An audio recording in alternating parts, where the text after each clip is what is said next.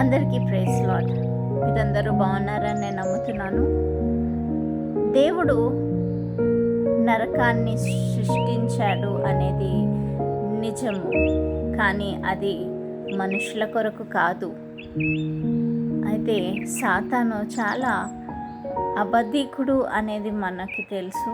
సాతాను మోసకరమైన మాటలు చెప్పి, మోసకరమైన మాటలతో మభ్యపరిచి మనిషిని ఆ పాపంలోనికి నెట్టివేసే ప్రయత్నంలో ఎప్పుడు కూడా ఉంటాడు.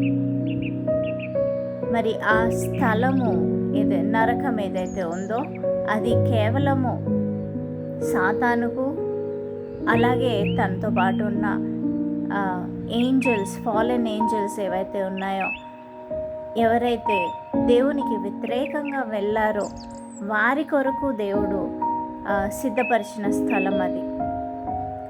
దేవుడు చూడండి, మత్తయి సువార్త 25వ అధ్యాయం 41వ వచనంలో ఈ మాటలు రాయబడి ఉన్నాయి.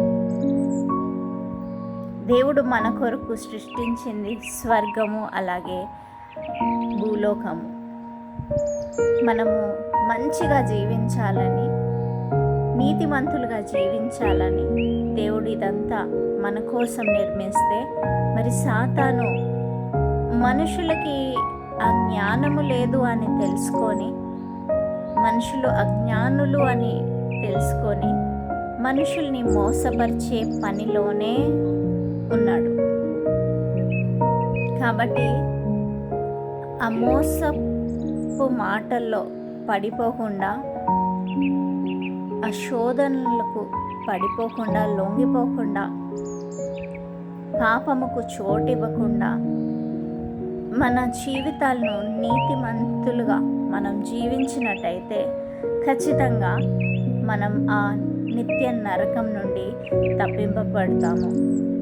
అదే రీతిగా మరలా మనం నూతనంగా జన్మించడం ద్వారా మనం ఆ రెండో మరణం నుండి తప్పించబడతాము. ఆమెన్. కాబట్టి జాగ్రత్తగా ఉండండి. సాతాను చెప్పే మాటలకు లొంగిపోకుండా పాపం నుంచి దూరంగా పారిపోండి. దేవుడు మీ అందరితో మాట్లాడారని నేను నమ్ముతున్నాను. దేవుడు మీ అందరికీ తోడై ఉండును గాక. Praise lord.